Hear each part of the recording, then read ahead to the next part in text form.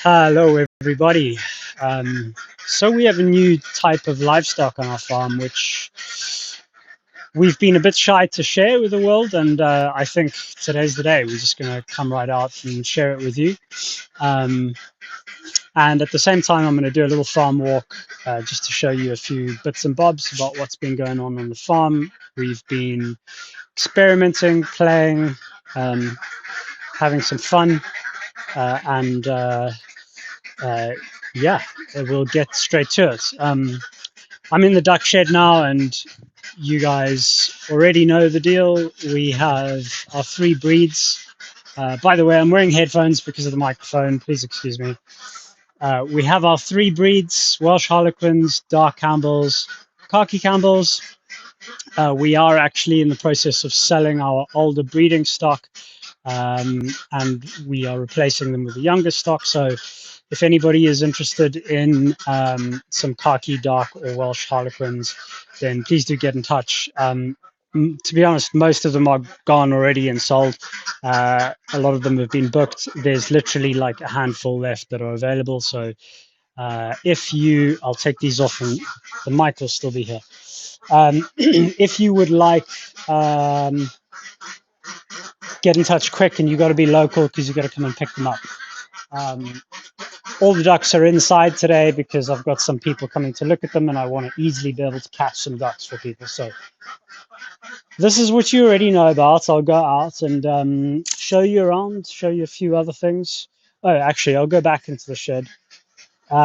So we are experimenting and have been for a while with a system where we vermicompost our duck manure in situ, and we actually now bed our ducks on pure compost, and then we use these little guys to break down that manure, and we have a rotation and we flip the ducks back and forth. Let me show you and flip the camera. Okay, so here we are. This section was previously a duck pen, and is going to be a duck pen again once I've finished vermicomposting. So here you can see that over there is some old duck feed which went moldy, and we're going to do a separate video on that. So the worms are actually eating that as well. But here you can see the ducks are cleaning up the manure that was here. Let's have a look here.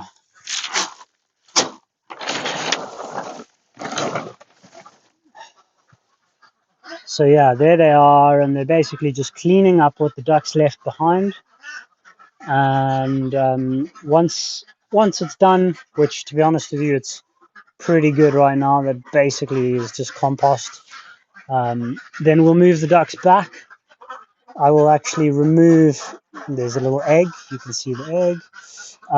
I will then remove as many of the worms as I can and transport them over to the other side where they will have plenty more food.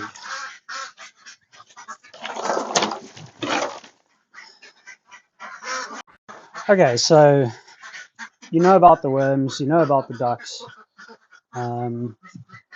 I will take you over to the next spot here where we have something to share.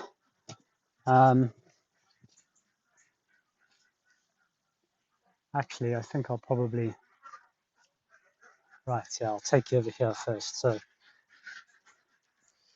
here, what we have is a fodder crop. Now, can anybody guess what this is for? Here we are. So this is a mix of, there's some peas, there's some oats, and sorry, not oats, there's some peas, there's barley and wheat in here. And we actually come in and we cut this with a scythe, but I will just by hand just remove some of this and take it over to the lucky receivers. So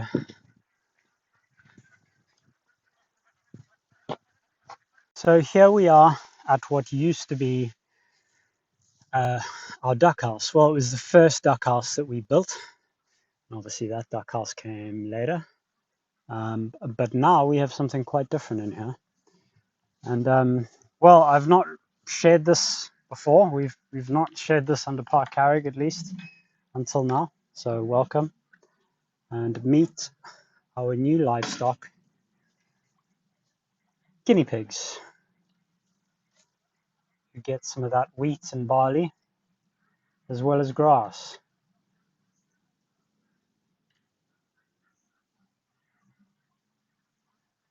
So this is actually the maternity ward, and well, you can see these little fluff balls. There's a baby one there. There's some mummies, and they are all having a good time. So you can actually see this. This is the maternity ward. We put them in here because it's a protected space, just in case rats get in. And it's pretty deep, and as you can see, it's actually really full. So it's up to about there, and that's filled with manure and litter.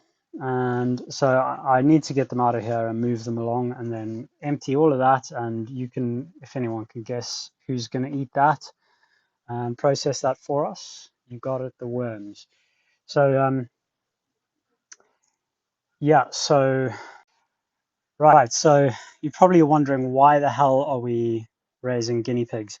That's not all the guinea pigs, by the way. I'll take you to the next batch over here. There's more in there. A lot of them are hiding under the grass, and there's more over there. A lot of them are in the barrel, and that pen's just been emptied and windrowed up. That is, of course, going to go to the worms. We will remove that. I'm just sort of pre-composting a little bit. What's the temperature? We're looking at it's just under 40. If I leave this a little bit longer, it's going to get right up there to about sort of 50, just under 60. You can see all those little guinea pig pellets scattered about there. But before that gets hot enough, I'm actually going to move it outside and let the worms deal with it. The group of guinea pigs that were in this paddock, in this pen, well, what's happened to them, you might wonder. They are out there. So I'll show you now the setup that we've got. The whole benefit, obviously, with guinea pigs is that they are grass-fed. So we have an abundant and free resource.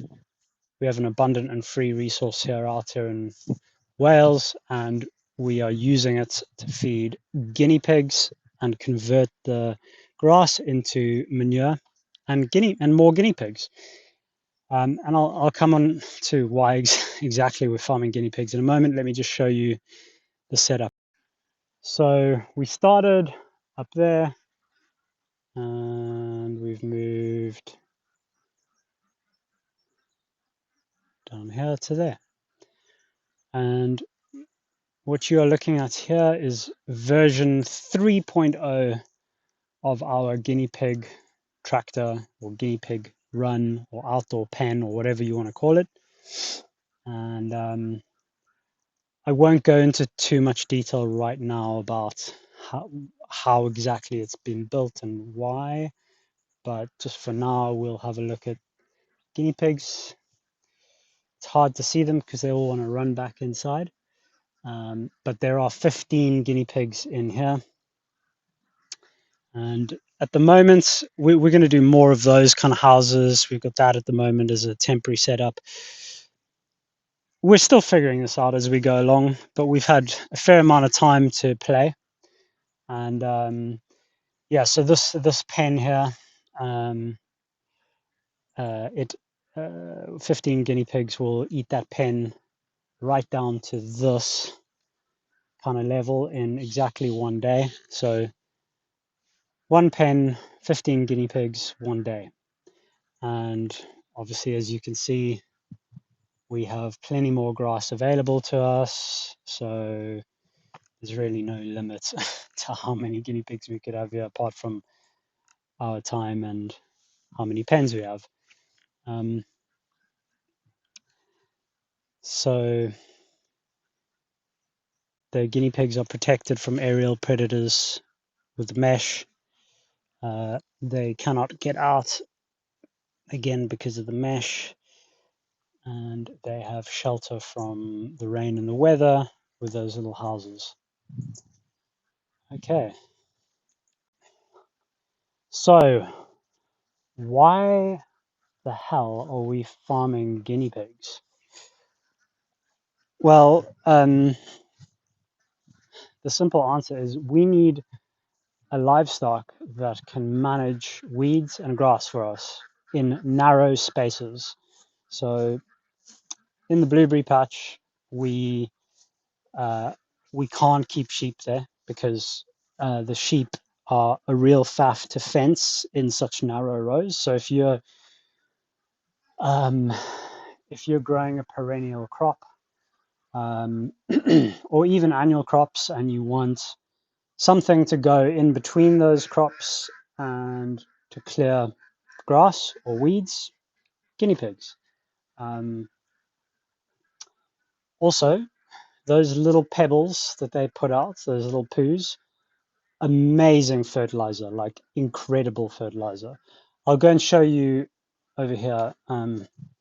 Okay, here I'll show you, we've got some worm beds set up, or we've got some finished compost over here, which is looking very lovely.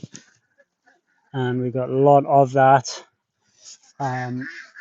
We've got some more compost there that's finished. And over here, we have guinea pig manure, which is a combination of spent grass that they've rejected and guinea pig poop.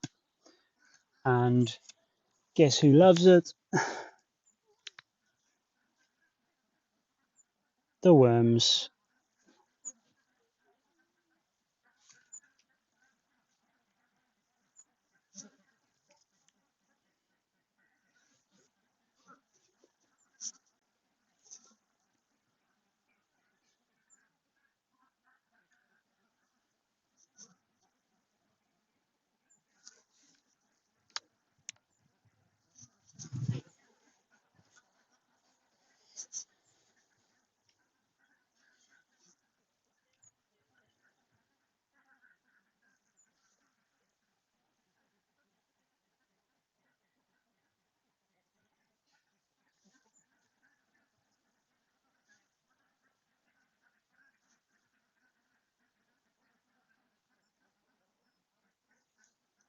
So you might wonder why we have groups in there and out there, and that is quite simply because we started off breeding them in the house until such time as we came up with a good enough system that we felt comfortable putting them outside. And we have tested, so we have tested how they cope being outside. And actually, it's summer now, but it's been an incredibly wet summer here in Wales, and so they have had to cope with some pretty brutal weather for summertime, just heavy rain constantly, lots of moisture, and that is a guinea pig's number one challenge, is the wet. But to our surprise, they are doing well, and as long as you give them enough shelter in there, they manage themselves well. I will say, however, that we have been breeding and selecting for hardy guinea pigs and for guinea pigs whose coat is better suited to the elements outside. So that's quite a crucial component. We've spent quite a lot of time selecting and breeding for that, but they're doing really well. We use, as I said, this house for breeding, and then that pen out there actually that I showed you is only males, so they're not going to be breeding in there. And we're just doing that at this point to maintain control of the numbers, especially at this point whilst we're experimenting. If the guinea pigs get out, we don't want to end up with a situation where we have guinea pigs breeding and multiplying and potentially eating our blueberries. We need to make sure we can keep them in the pen where we want them, when we want them, and so far, so good. Um, so, well, the whole point of all of this was originally because we spent a lot of time and energy mowing our blueberry paths and our blueberry patch, and we needed a biological solution to that problem. Sheep were no good. Geese were no good. We've tried geese. They are a pain in the ass because geese will just go, and even though they don't like to eat blueberry canes, they like to snap them. So, and they're quite difficult to fence into our narrow paths. Same with the sheep. They're difficult to fence into the narrow paths. We thought about rabbits, but there is a major flaw with rabbits.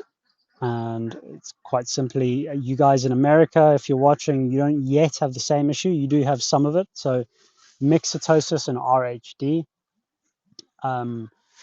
are really bad here in Europe. RHD2 is just a showstopper. It's just terrible. You will get 90% failure if you try and raise rabbits outside on pasture with no vaccinations. So, and by the way, the cheapest that we could get vaccinations for rabbits would be £7 a pop. And so if you do the maths, it just makes it on our scale unfeasible. So if you're on a very small scale and you need your garden pruning, well, you could use rabbits and that's great. The problem with rabbits also, though, is that they dig and they tunnel and they burrow. Guinea pigs do not. So that means instead of needing like a mesh cage on the floor, for if you were going to make it a run or a tractor for rabbits, you'd need some sort of either wooden planks running across, or you'd need mesh to basically stop the rabbits from burrowing out. Guinea pigs, you don't need that. They don't burrow. They're really bad at burrowing. They're like, in terms of adventurous, they're very unadventurous in terms of going down. They love hiding in like bushes and they love hiding in scrub, long grass they love, but they will not burrow. So like I say, a lot of people ask us, do the ducks keep the grass down? Do they graze?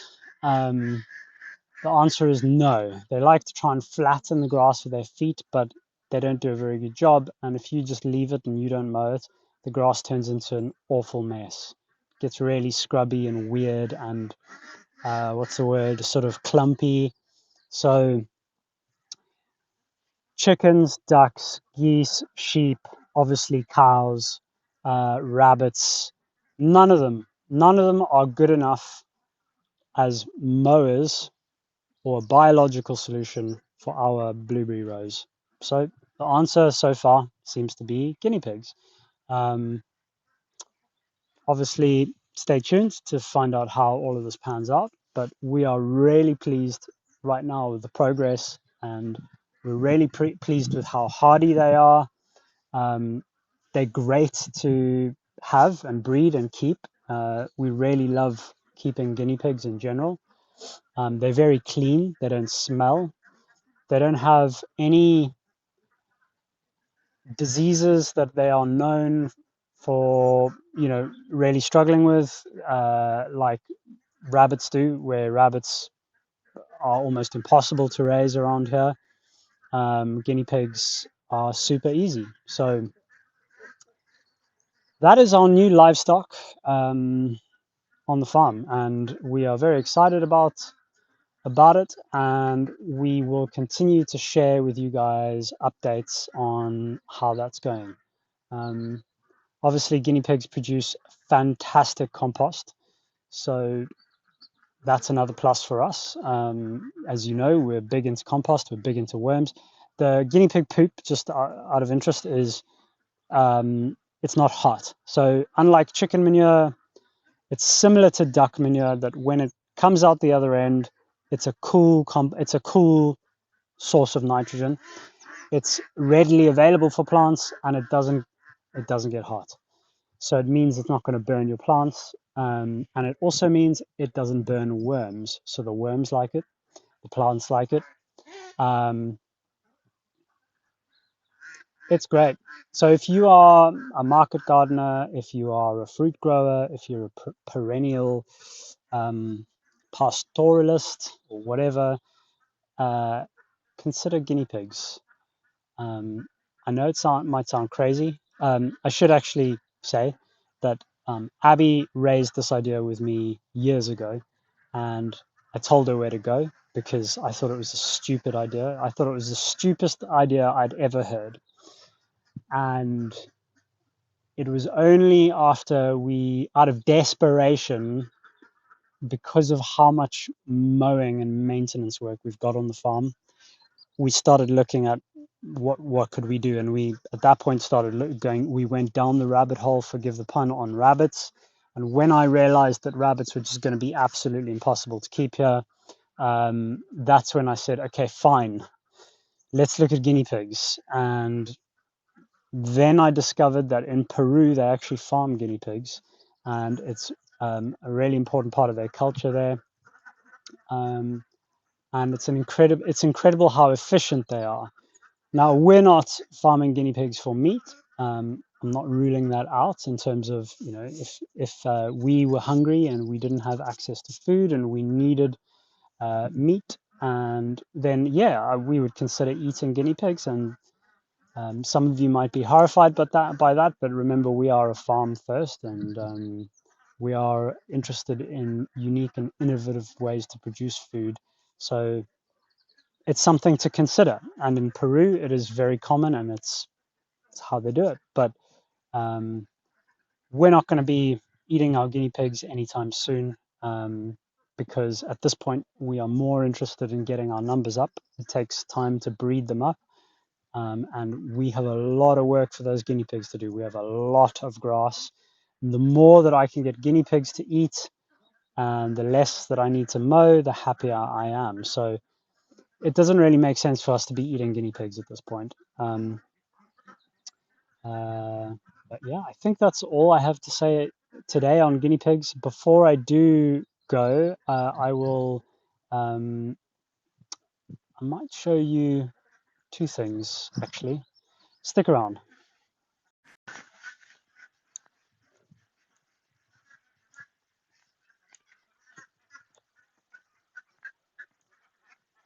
Oh, hey, Hachi. What's going on? What do you think of our new livestock? Hmm? I'll tell you what. This one is fascinated by our guinea pigs. Aren't you, mate? Yeah, yeah. And I'm not going to lie, in the early days, one of them got loose. And unfortunately, that guy, him, got hold of one of them. So that's a shame. She's never gotten one. But we now have systems in place, and Kaio also knows what he is and isn't allowed to touch. Right, so another fodder that we use for the guinea pigs is willow.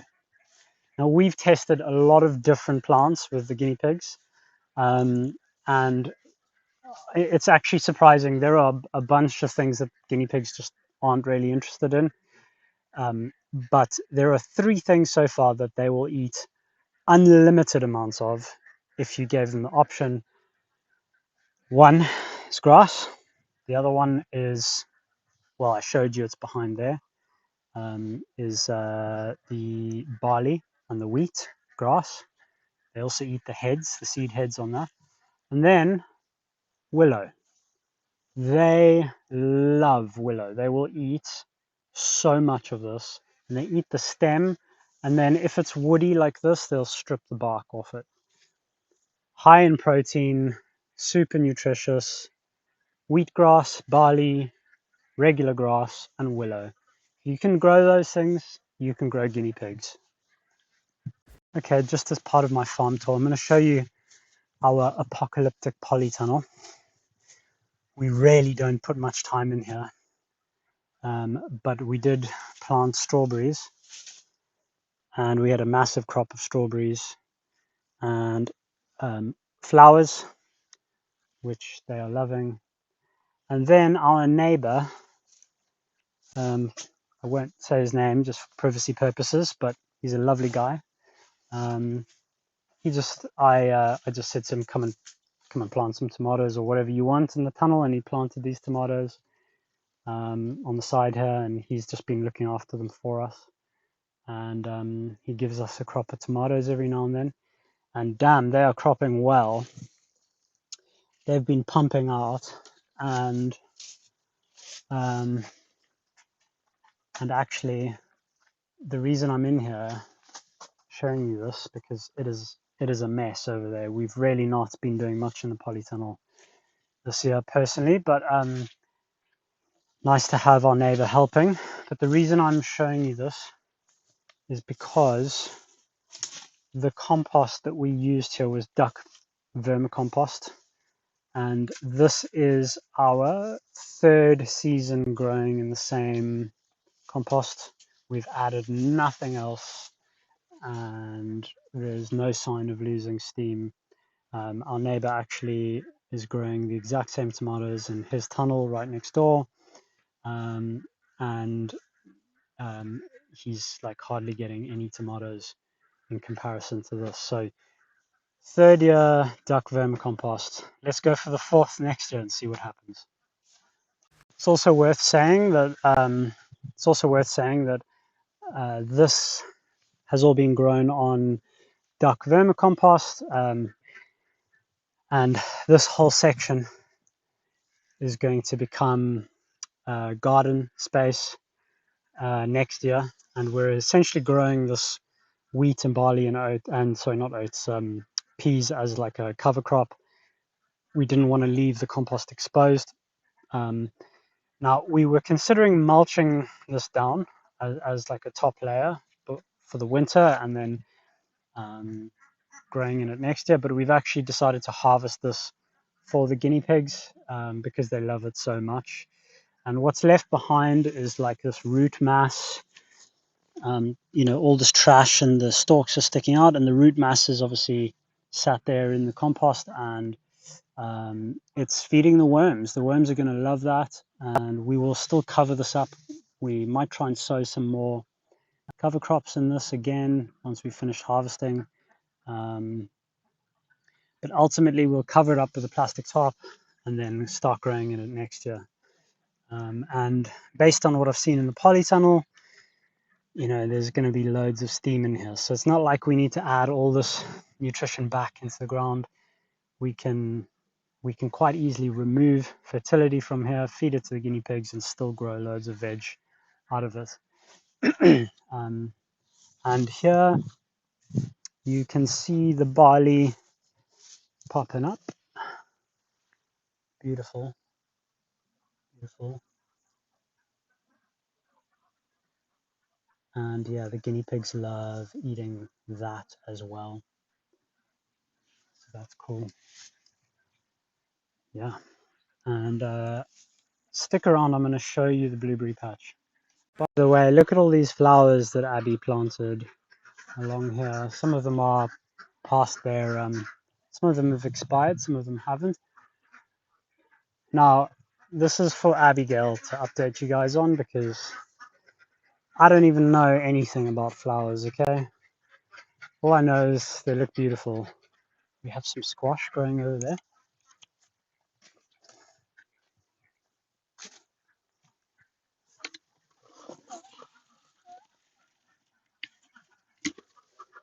Cool.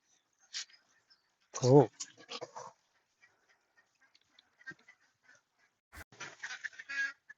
And I won't go into this in too much detail, but what you're seeing here are two outdoor worm windrows. where we have an interesting crop that we are going to be planting. And actually, the ducks have been in here, as you can see.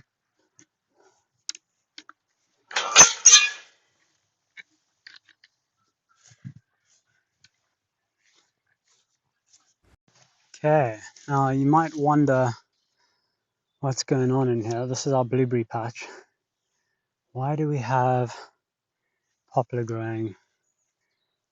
Why do we have weird topiarized blackthorn? Why do we have an oak growing here? Well, we are experimenting, and I don't think I'm going to go into too much detail about this now because we're going to have a different video about this. But here are the blueberries, and they're starting to look much better. They were struggling in the last few years, and we've been on a bit of a journey rehabilitating them. But more on that to come in the future. Look at this. Why do we let buddleia grow in our blueberry patch?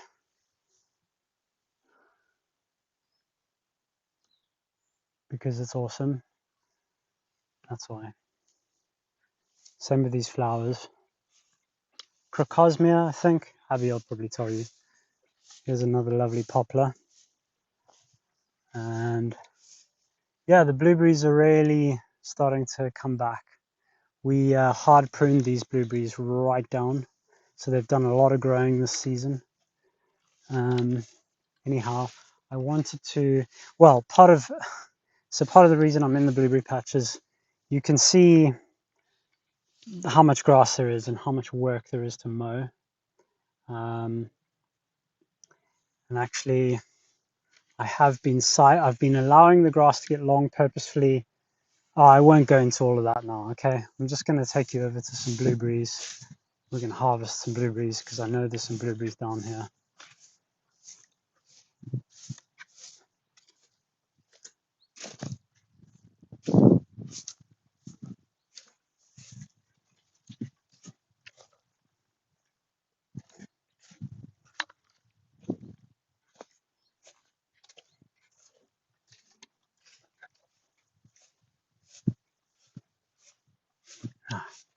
There it is. I've been meaning to come to this bush. It's one that we haven't harvested from yet. And I really didn't want to lose it to the birds. So here we go. This variety is called Chandler. And it's awesome. The blueberries are so big. And they are just falling off right now. They're super ripe. So, look at that. No. No. There's a slug eating the blueberries. Do you know what? I've always told people that slugs aren't really an issue for blueberries. I didn't think they were until today. That is what happens when you take the ducks out of the blueberry patch for a while, which is also another story for another day.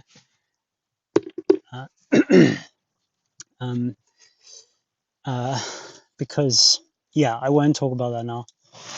Basically, there's a reason for it.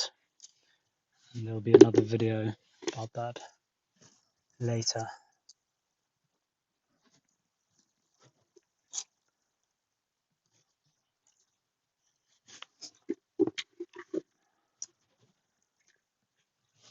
Wow. I hate slugs. But I also love slugs.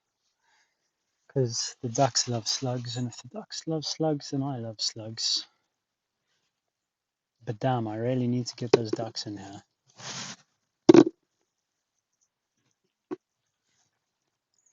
Yeah, so stay tuned for another video coming later, which is a bit of a shocker, really, which is, well, were we wrong about ducks being good for blueberries. Is it really a good idea to keep ducks in your blueberry patch? And the answer is not as straightforward as you might think. And I know a lot of people were excited about keeping ducks in a blueberry patch after the big video that went viral. Hugh Richards did a video about us on his channel, Regenerative Media, sorry. And it's had nearly 2 million views, and everyone's super excited. Ah, look at that.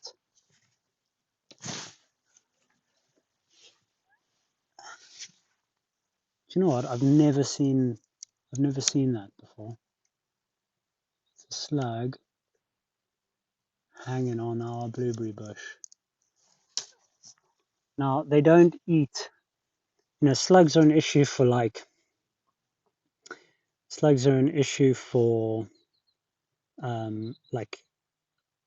other plants, like elderberries as an example. They'll eat the bark and the leaves, but I don't believe that slugs eat blueberry stems and leaves.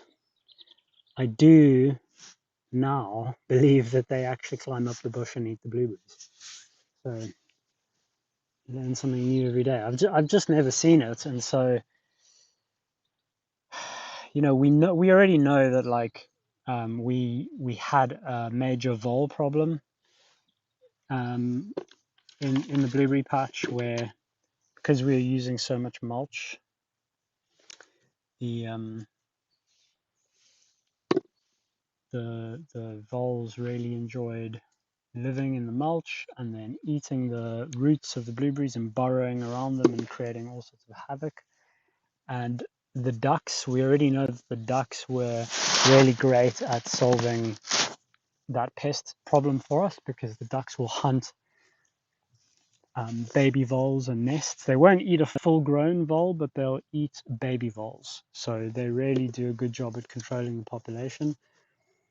And I always thought, slugs are a problem for other crops and ducks are good for that, but slugs aren't so much of an issue for blueberries. Well, okay, now I know that's actually not the case. Anyway.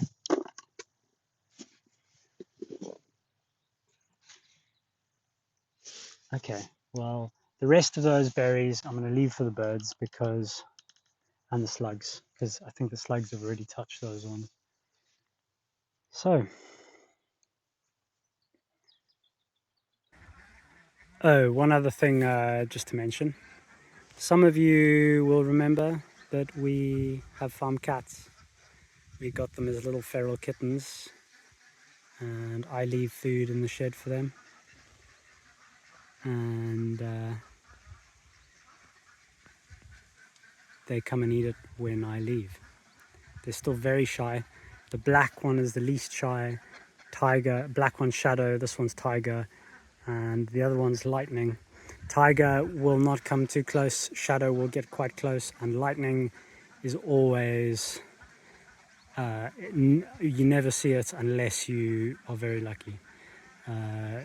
He is super shy and he will only come when there's absolutely no human being in sight.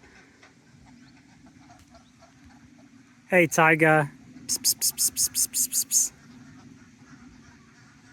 Cool, so I hope that you guys enjoyed that little farm walk. It's been a while since we've kind of done a general update, and if you have any questions about guinea pigs or ducks or blueberries or worms, please drop them in the comments below, and we'll see you next time. Bye.